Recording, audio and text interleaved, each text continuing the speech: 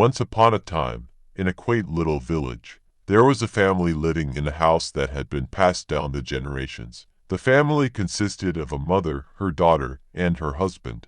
The house was a behemoth of a structure, with creaky old floors and a big basement that was dark, damp, and hardly ever used. As soon as they moved in, the daughter began hearing strange noises from the basement, but her parents always brushed it off as just the old house settling or rodents in the walls. The inexplicable events began happening with more frequency. Every night, the daughter woke up to the sound of footsteps upstairs, along with the sound of a woman crying.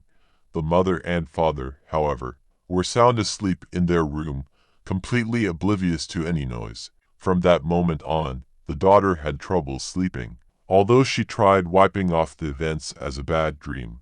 One particular night, the daughter decided to investigate the sounds coming from the basement after hearing them again.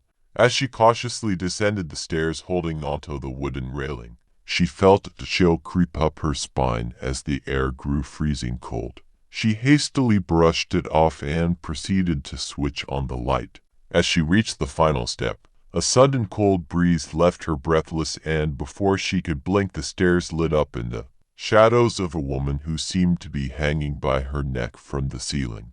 The daughter was terrified. The woman's eyes seemed to be piercing through her soul. She bolted out of the basement, straight into her parents' room. But they brushed it off as her imagination. From that day on, the happenings only intensified.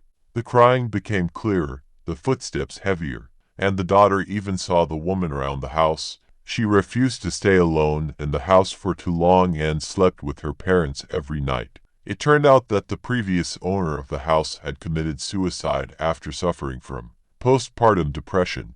The mother had suffocated her newborn child before hanging herself in the basement, and the mother and daughter were now living in the same house with her tormented spirit. The family soon moved out, and the house was left abandoned.